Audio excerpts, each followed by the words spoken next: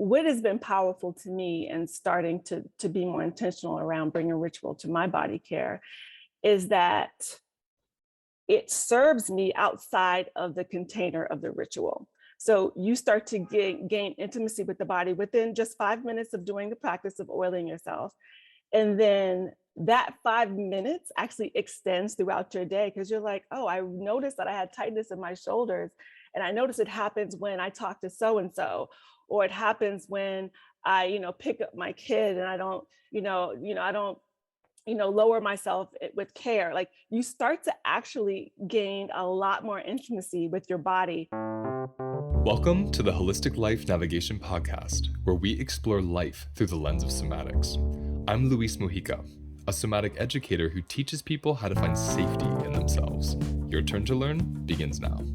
Welcome, Jeana Brown, back to the podcast. Thanks for having me, Luis. Thanks, love. So you were on, I'm just looking, I think it was 87, episode 87, yes, was the sovereign body. Oh yeah, yes. Right, That was seeing the fun. body as separate to heal trauma. And I loved having you on there because we had a bunch of people on there from your cohort, but you were the one in your cohort of the course like over a year or two ago at this point, where you really were into the sovereign body piece of being the witnesser and having relationship to body as being. Yes. And this new, I guess what we're really talking about today is kind of like the fruits of that contemplation and practice of this relating to body through body ritual through hygiene. So I'm going to just kind of let you start and then I'm going to riff because I have a lot of questions. Yeah, I think your work really helped me to go deeper into creating body care products that really brought a sense of presence and ritual to the everyday, you know, things that we do, like we brush our teeth and we take showers. And I thought, what a beautiful way to actually get in touch with the body, because we have that once a day meeting with the body. And so I just started to develop ritual around oiling myself. And of course, this is not new. This is an Ayurvedic practice. It's called Abhyanga. It's been done for thousands of years. But I wanted to sort of like step back into that practice. And what has been powerful to me and starting to be more intentional around bringing ritual to my body care is that it serves me outside of the container of the ritual. So you start to gain intimacy with the body within just 5 minutes of doing the practice of oiling yourself. And then that 5 minutes actually extends throughout your day because you're like, oh, I noticed that I had tightness in my shoulders. And I notice it happens when I talk to so-and-so, or it happens when I, pick up my kid and I don't, I don't, lower myself with care. Like you start to actually gain a lot more intimacy with your body. And I was like, okay, there's something here. So I wanted to go deeper. I love when you said meeting with the body.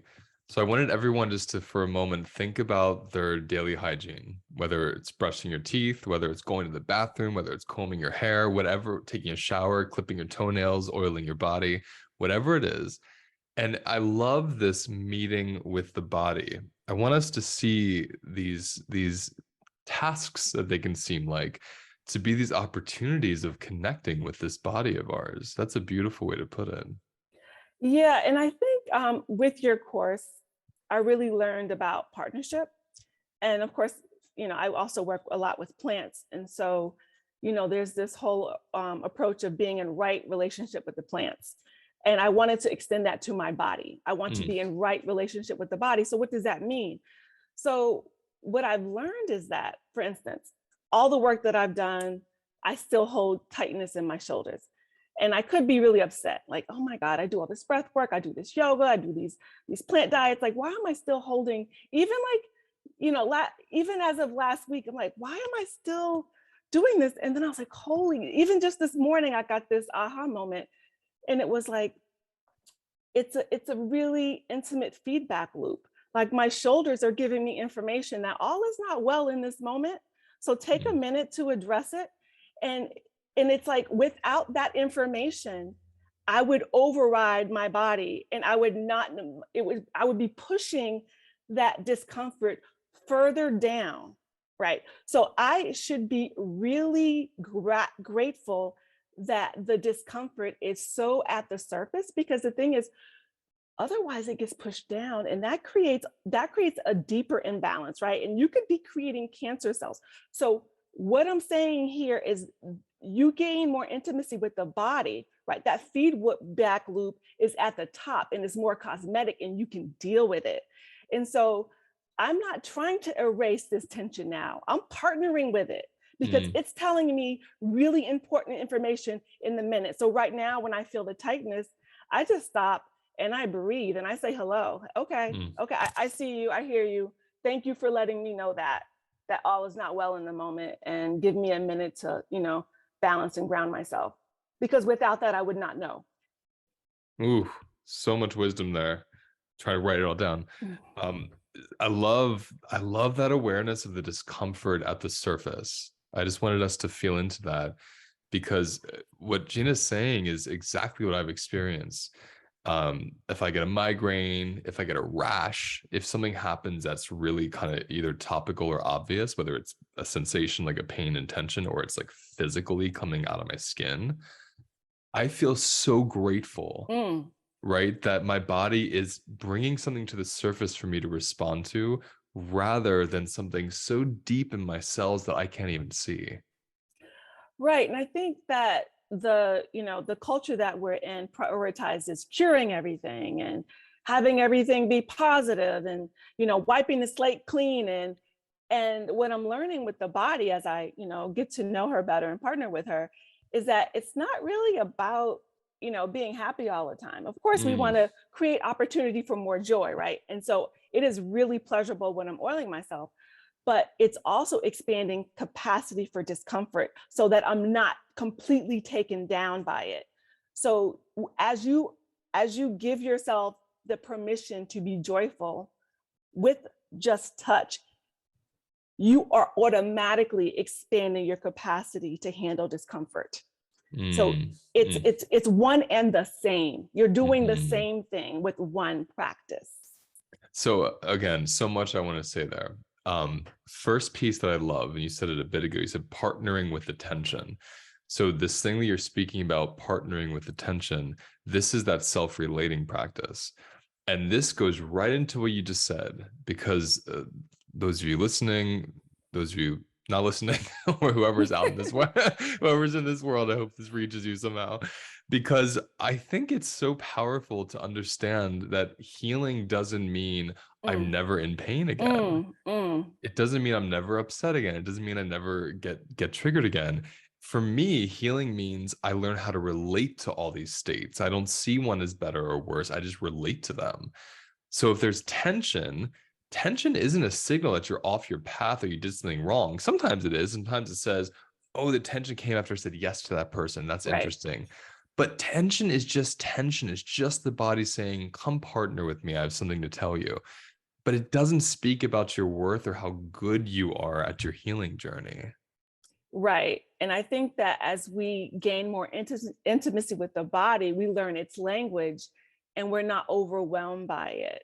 And that's Mm, why just the daily practice of 5 minutes has such reverberations in your life. mhm, And mhm. that you can really start to learn and understand what's happening in real time, which is really powerful. So you can just sort of Yeah. stop and sort of recalibrate in the moment. Yeah, so one of my teachers is Resma Menachem, who wrote the book, My Grandmother's Hands. Hmm. And one of my favorite statements from him is that he'll often say, "We need more than a strategy; we need culture." And so when you talk about this experience of just for 5 minutes, oiling up the body, being with the body, having this intentionality of meeting the body, then how it reverberates through the day, I want to reflect that again so Hmm. people can understand it's not about the amount of time you're spending with your trauma or your story or your body. It's, to me, it's actually the casualness of making it so kind of casual and Hmm. habitual that it just becomes part of your daily culture. Is that how you experience this oiling ritual for you? Absolutely, absolutely. You don't have to call in or think about anything, or it's just taking that moment, because the thing is, like, it's your body, it carries all your memories, like it's not going anywhere, all the stuff's already here, right? There's no mind body spirit separation, right? Like the body Mhm. encapsulates all of that, it's one thing, right? So you're spending that 5 minutes with the one whole being that is Mm. you, so you're going to get all of it. You don't have to call up any horrible memory of anything. The fact that you are present for your body in that moment, partnering with him or her or them or whatever you call your you decide to call your Yeah. vessel, it's going to be excited that you're there and you're listening and that you're deepening that level of intimacy, and that intimacy will continue to serve you throughout the day and See, into your we sleep. You can do body work before you go to sleep, and watch out. That's what happens. Watch out. Just watch watch out, out. everybody, watch out. No, you're right. I love this because this is why I love somatic work so much, is for what you just said. Your being is the convergence of everything. It's what's known to you, it's what's unknown to you, it's the past, it's the other realms. There's Yeah. so many pieces that move through our bodies. So when we're with our entire body without, like you said, having to call something up or identify something, you're with the whole of all those parts as well. And it's extraordinarily holistic and effective and deep. Yes, and powerful. And I liked how you actually introduced me to the concept of the body as the unconscious. You remember that? I And do. I was like, Louise, where did you get that? And you're like, oh no, I just kind of, kind of came up with it. I was like, you're a genius. And that makes this practice even more holistic and powerful, because you're doing work on levels that are way below your awareness, right? So Mm. Ooh, I literally, as you're saying that, I just heard like you're oiling up your unconscious, like you're literally mhm. touching your unconscious. I just had to sit with that one for a minute. Yeah. So That's really I'm just nice. saying your work reverberates like everywhere. Well, this is why I think I was extra excited to have you on, because I love to have someone on who's taken the course, done the practices, and then from the practices, their own intuitive wisdom Mm, emerges, right? Because these bodies, they know so much more than we do. So when we're with them, we learn, like you said, I don't know how I know the body's the subconscious. The body told me. And so right. it's like, so Right. I guess I want to hear more about, tell us your experience. Like, how did you get to this moment of creating these oils for this purpose? Like, tell us the beginning of your journey of Sure. So plants and actually, that's such. a very interesting question. So we actually have to go back to the plants. So I was doing a lot of plant dieting, and that just means that I spend time meditating and drinking with the plants and sensitizing my diet. So, no sugar, limited media, no alcohol, that sort of stuff. Mhm. And so, as I was working with, I decided to, like, I was working with ashwagandha first, and I was bringing in some other allies, and they were like, okay, we're enjoying working with you, but we want to work with other people, and we want to work with other people topically. Like, you can ingest us, but it's a different experience on top of the body, and that's where we want to go, and we want you to take us there. I was like, whoa. So actually they told me that they wanted to be in this product. Like, I didn't set out to create a body oil. It was in sort of deep work with the plants that they wanted to be in the world in this way, and they wanted to touch people in this way, and they wanted to be a part of ritual in this way. And Mm. I was just basically obedient to what I was Yeah. being told. I love that obedient part. Yeah. And what's amazing is that if you look at all of the plants, I mean, there's also lipids in there. There are kupuaku and prakashi from the rainforest, like amazing butters and oils. But ashwagandha is an adaptogen. It's called king of the herbs, strength of 1,000 horses.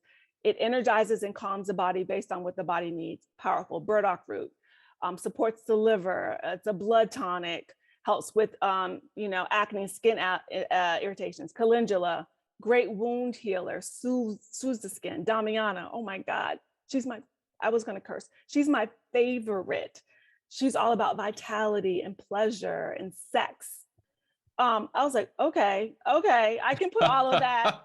I hear you. I was like, Yeah. that's going in. And then the thing is, like, so of course these plants work physically, but the way I work with them, it's a very energetic relationship. Mm, So you're bringing all of that into your vessel when you're putting on the oil. Like it's not, yes, it's a connection between you and your body, but you're bringing in a whole nother dimension with the plants, and they are working on your behalf.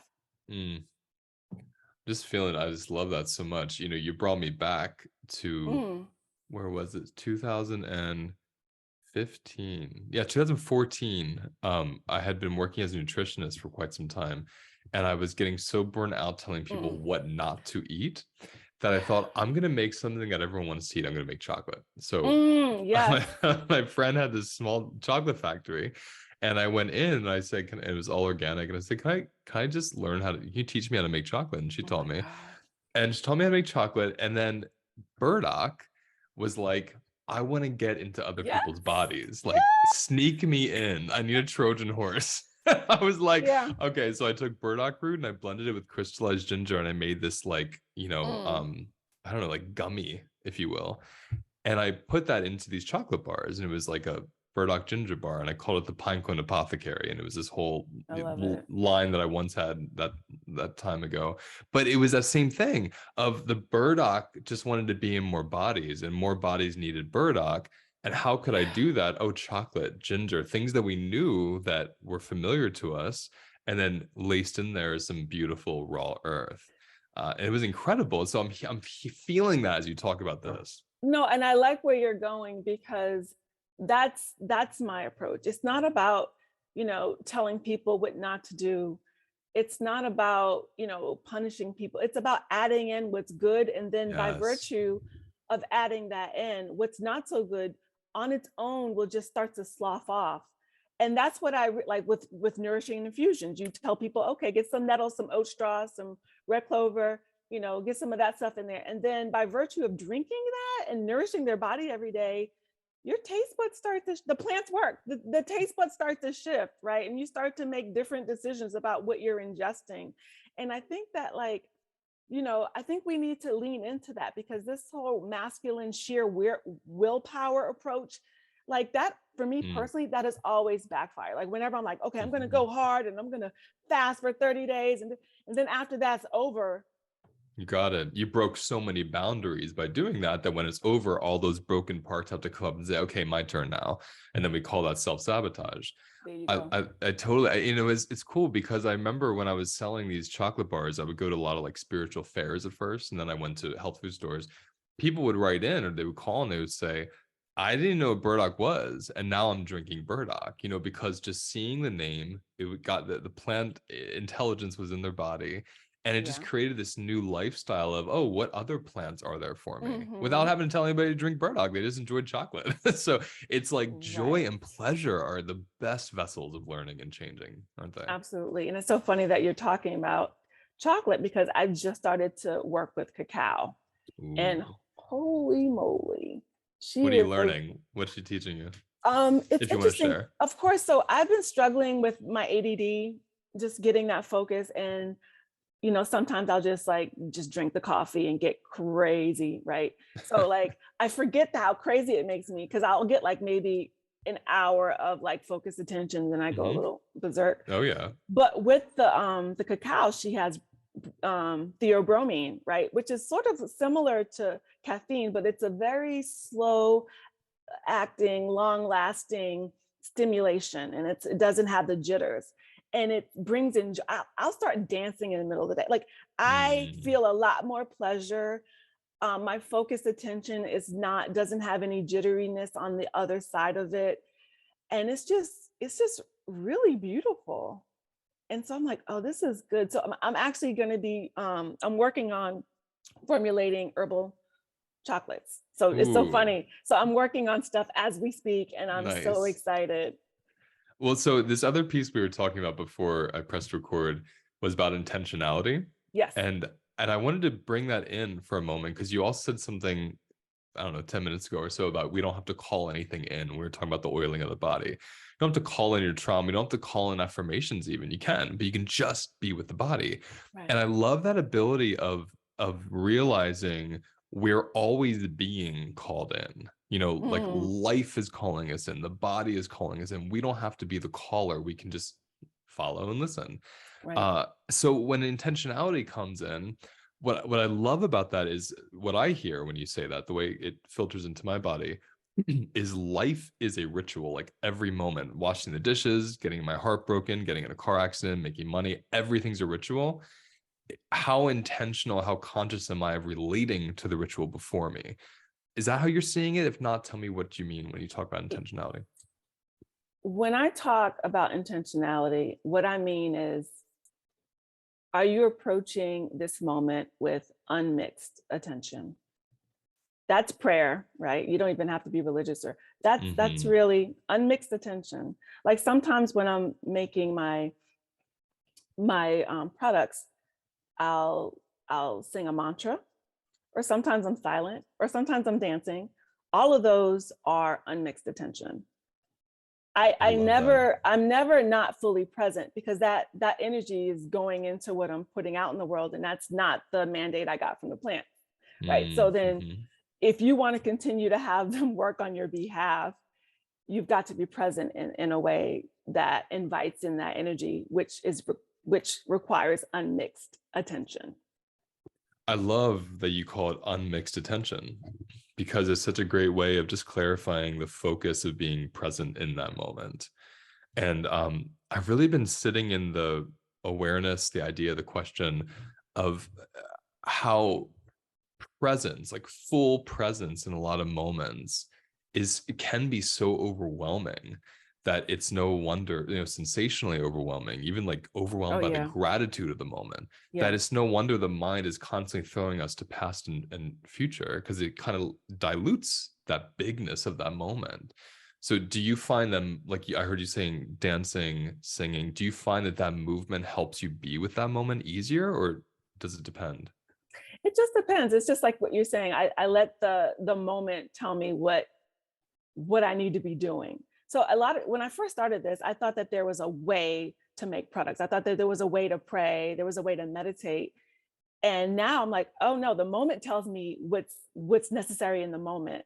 Mm, So mm. like maybe I kind of want to listen to music, but then I start infusing my herbs, and I'm like, oh, I need to sing mantra right now. So it just depends. And I just, if you're obedient to the moment, and if you're still enough, if you invite ritual enough into your life, the moment will tell you what you need to do.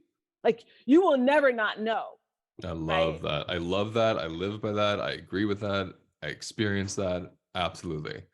Absolutely. And I mean, I find it happens, I always find it happens bodily. I'm trying to think, maybe sometimes it's like a whisper I can hear, but it's so bodily for me where I just notice my body moving and I realize, oh, there's a responding to the moment already. Right. But it takes a while, because that's not what our society teaches us. You have to have a plan, you have to have a task list, you have to knock everything, you have to cross. And I don't work that way. And I don't think most of us work that way. I But agree. trusting yourself to show up in the moment, in each moment as they happen, is that takes a lot of faith and a lot of trust, right? But like I said, if you're spending, just 5 minutes a day talking to your body, the whole of it, including the unconscious, you are going to be a powerful being, because you're going to be able to develop trust and partner with that unconsciousness and show up more fully into your life as a fully Now, empowered being. I'm wondering the product itself for those listening. I'm assuming everything is responsibly sourced. Do you want to tell us Hmm. anything about that part of the business? Tell us how that Sure. works. Yes. So, yes, everything is responsibly sourced, ethically harvested. I take a lot of care in who I purchase my raw materials from. So, the kupuaku and the prakashi are from the rainforest, and I buy from a Brazilian woman who goes there to pick up the items from the folks who live in the forest. Oh, I love it. Yeah, and she's amazing. I love her, Chris. So yeah, I'm very intentional about sourcing the ingredients, because you have to be, when you want to be in right relationship with the plants, and with the bodies that they're going to be interacting with. So one thing that's this is the first, is this true? Let me think a minute. This might be my first episode where I ever had a product. Are you getting me into product placement? Is that No, not what at all. You know what? This is about ritual and body. This I the thing. agree. I So agree. just to be clear, it's great. I would love for everyone to try 2T My Body Oil, but you absolutely don't even need a body oil. You can just have a practice of interacting with your body with your hands and your breath. Trust me. Like, It's true. It's really so you true. don't need anything. You don't need And anything. and I want to promote your body oil because Okay. I've been using it for months and months, maybe a Okay. year now. I don't remember when you sent me Oh, the nice. first one. Okay. But this new one, the one, well, not new to you, new to me, because I've been Hmm. using the old one for a while. This new one is amazing. It's like so decadent. It smells incredible. I Yes. love that it has burdock in it. My skin really does well with burdock. Yes. My favorite thing, well, I love it, but one of my favorite things is the Haitian vetiver that's in it. It's very grounding. Ooh. And I was very intentional about the smell. It took me a long time to figure it out because, of course, I didn't want to, it doesn't smell like rainbows and unicorns. There's no fragrance oils. These are essential oils, and essential oils are powerful, and you have Mhm. to use them sparingly and respectfully. So I wanted to be really, really thoughtful about, the plants I was calling in to create a scent profile. And the Haitian vetiver and the cedarwood and the black spruce were like, we want in. I was like, okay, that's what we doing then. So it Mhm. was very intentional, and they created this. Like I just basically showed up and listened. But So yeah, walk us through, because those of you listening, we're at the end, Jeana will tell us there's going to be a discount code where you can go to the website and you can purchase this for a discount. Let's pretend someone listening says, yes, I resonate with Jeana. I resonate with this ritual. I want to try this product. Walk us through the ritual. Like, I know there's sure, many, but like, what's the one you would lead? sure. I always encourage people to, riff off of whatever I give them or any other sort of practitioner. So, take what resonates and then leave what doesn't. Hey, I'm going to pause you. I want to also say, just to speak to what you said a few minutes ago, those of you listening who aren't going to purchase this, you can also do what you're going to do right now. Like, you're going to Absolutely. you're going to guide us to be with our bodies right now. That's what I'm hearing. Yes. So, ideally, your body would be a little damp because it receives the oil in the plants if you're going to use an oil. And so you would just dispense the oil into your hands, right? And then you would take a minute. And this is when the intentionality starts to come in, right? And you would smell the oil, right? And then you would interact with the plants that way. And then what I suggest is that you start oiling a part of your body that feels good first, right? So it could be your arm, your legs, you just start there. And as you do that, notice your breath, because the breath is an extension of the body, right? So then we're learning about how we're interacting with that part of the body based on what our breathing is doing. So is it shallow? Is it staccato? Is it long? So you'll find out, where you are with that part of the body based on what the breath is telling you.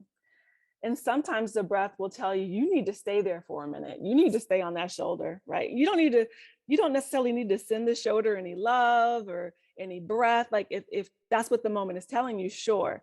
But don't go into it with any idea of the outcome of what you need to do. Trust that you'll know in the moment. And then when you're done with that part, go to another part that feels good. And then when you're done with the parts that feel good, maybe you have a little expanded capacity to go to those places that maybe the parts of the body you don't like so much that you have issues with. Maybe it's your stomach, maybe it's your thigh, maybe it's the cellulite on your ass. Maybe you have a little bit more to touch those parts. So you dispense some more oil, you bring it up to your nose, you ingest the plants, and then you go to those places that might be a little scary. And if it becomes too overwhelming, then you can go back to the places that feel good, right? And there's a word for this practice, and Luis is going to tell us because I forgot what it is because I learned it from you. When you undulate, you go back and forth between places. Pendulation. Pendulation. So basically, this is a riff off of Luis's work. So you go back and forth until you are able to touch as many parts of your body as is possible in that moment. And maybe you don't touch all the parts, and that's okay. But you'll notice over time that you're gonna be able to touch head to toe, and it's gonna feel amazing. I just want to feel that right now. So good. It's so good. One thing I teach in the course is capacity for joy and pleasure. You know, it's Hmm. a somatic meditation, and it doesn't focus on self-touch. After this, I'm thinking I want to play with that more. Hmm. It really allows anything that's pleasurable, self-touch being one option. But Hmm. just to go to the beginning of what you were saying in this conversation, how these 5 minutes reverberate out and how these 5 minutes build capacity for uncomfortable experiences. When we are intentionally being with what parts of my body can receive pleasure Hmm. and what parts cannot, what we're really being with again is that unconscious. What Yeah, subconscious places are open and have capacity? What places are guarded and braced because they don't have capacity? So, any of you doing this ritual that Gina's leading us through, if you feel a part of the body and you're noticing, ooh, that part jumped, or like you said, I love the awareness of breath. Oh, my breath just got staggered or shallow. That those sensational responses to this body part being touched, it's telling you that something in there doesn't feel safe.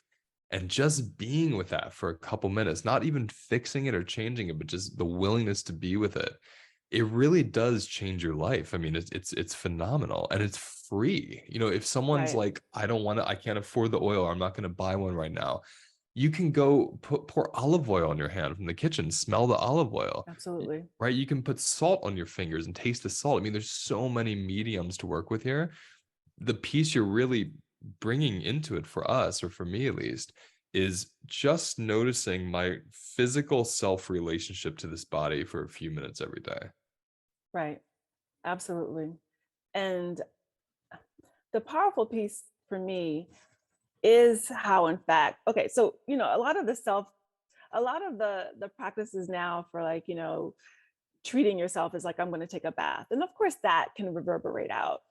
But what I really love about this practice is that the reverberations are real and that they happen like that. So just 5 minutes of like touching that shoulder that tenses up. Like, I notice when I get a call from a family member that, I have an intense relationship with, that I'll like tense up and I'm like, okay. That's So right. without that, I would bring that tension into that conversation, right? That's right. And be completely unconscious. That's right. So it really is powerful. It really works. I agree. And I would say it especially works because you're not doing it with identity. It's a subconscious somatic practice where you notice, ooh, the shoulder wants my hand there more. I'm going to do that. That's all. And Yeah, just noticing, you don't go into a story, you don't go into trying to figure out why it's doing that. You don't say, I need to fix this. And right. then, just like you're saying, then it takes you 5 days later, you have to make a phone call with someone and you notice, oh, my shoulder just curled up into my ear. Oh, let me take a moment before I make this call. And that these are those moments of having that relationship, that somatic relationship with the body. Yeah, I don't know. I don't know if there's anything like it. And I love the fact that, just like you said, there's no need for story, right? That's my favorite part too. Where can we find your oil? Where Sure, can people buy it? absolutely. I am at thesweetdark.com, and the name of the oil is tutti, which means everybody in Italian. And It's it fun. kind of like is a riff off the fact, all of these plants and oils and butters working in symphony to sort of create this amazing sensorial, sensational experience and somatic experience. I mean, I just want to pause with the sweet dark. It's so good. Oh, you know what? Let's get into that. Yeah, Okay. please So give us some of that. it took me a while to figure out what to name the shop. And so I think I was actually working with ashwagandha when I got the name. But it's about it's about what happens underground. So, we're all drawn to the beautiful flowers, the fragrant, pretty colors, but none of that is possible without the deep, fertile, dark soil, the chaos that happens underground, the seed breaking open, like all hell fucking breaking loose in the soil, right? And the seed doesn't know it's going to be this beautiful, like fragrant flower. It's just doing what it's doing what it's being called to do in the moment, right? Because it's trusting that somehow life is going to show up and everything's going to be okay. So I wanted to give homage to the stuff that happens in the dark, because Mm, that is the only way that we're able to get to the big, bold, yellow, you know, flower and mm, red rose, right? Like you need mm. that. You need the chaos of the dirt, of the dark. Whew, you are lighting me up because there's so many parallels in my life right now and everything you're talking about. And I think it was 2 years ago, I made a record called Songs from the Land. And the majority of these songs are exactly about Mm, blackness, right? And like darkness and deepness and richness and subconscious and nighttime. This there's so much nurturance and fertility mm, and mm, tenderness and mm. transformation that happens in the dark, right? So when I hear the sweet, tell us again, The sweet, sweet dark. when I hear the sweet dark, it's like I literally was just so okay. I went to Puerto Rico and I Mm-hmm. had this amazing dish somebody made us that was like they crumbled some kind of, I don't know, cookie thing and made it look like dirt, and they had little Mm. sprouts coming out of it. It was like sweet and salty and delicious. And when I think of when I hear this, the moment you told me that a while ago, the sweet dark, I was transported back to that dessert, Mm. and I was thinking of the rainforest there too, El Yunque, the forest, Mm-hmm. and the blackness of that soil and the richness of it.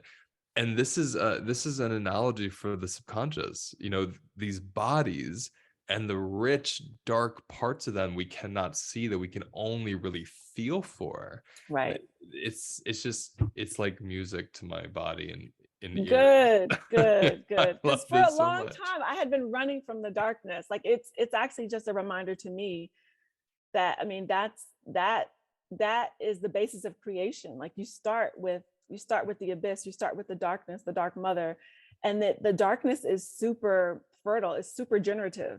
Like it's the basis of Mhm. creation. It's chaos and then something is birthed, right? It really is. So I'm like, okay, I'm going to start there and I'm going to give homage to that part of the creation cycle, because so many of us are afraid of the dark, literally. Well, I have to say, this oil you've created and just the ritual and intentions that you're gifting us and everyone listening, it's almost like if someone is going into a dark forest and needs a little bit of a light so they're not scared. Mm, It's like the smells in this, the feeling, the felt sense of the oil like rubbing across the surface from hand to other part of the body. mm. It's like it gives you a little capacity to be with that chaos that might be scary to be with. And I think that's really magical. I love that. And I think very specifically what you're speaking to is the Damiana. I think that's what Oh, I think that's really why she wanted to show up there. mm. Like she's all about pleasure and joy and connection.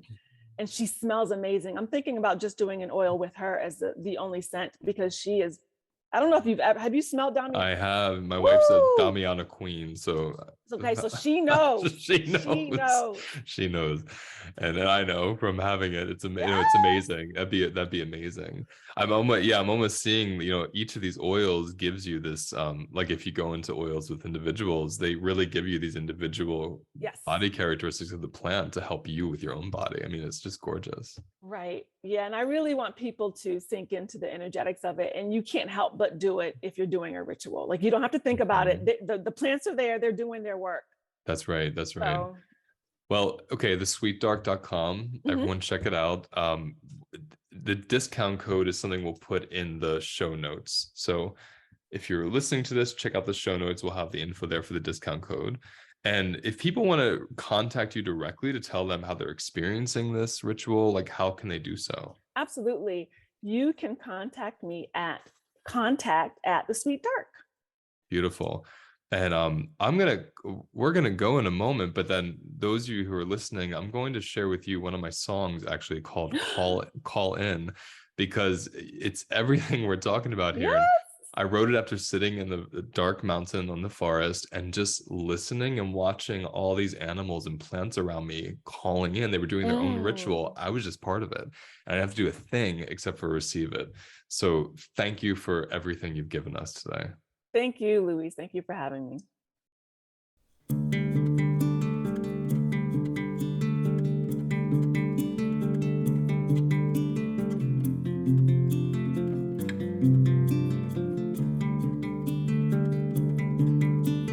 Calling from the mountains, a black crow through its beak, it calls in these.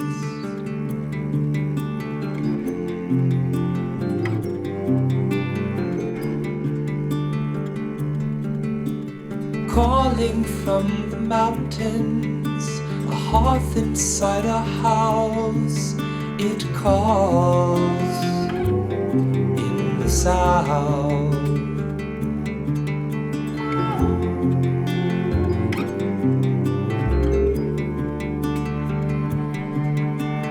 Calling from the mountains, a creek below sunset, it flows and calls in the west.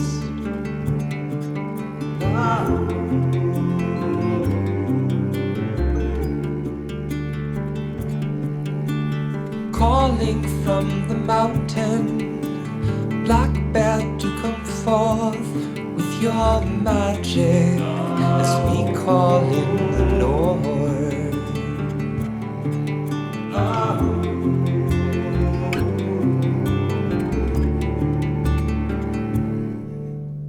Black crow feather, black snake skin,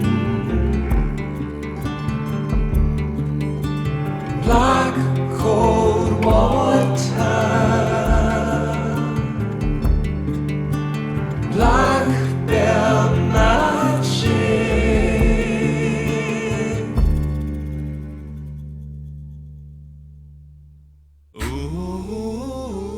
That's the end of today's episode. Now let's take a moment to notice where we feel the episode in our bodies. Close your eyes. Take a breath. And let whatever wants to come up, come up. And remember, those sensations hold the wisdom that we're looking for. If you want to go deeper, visit holisticlifenavigation.com.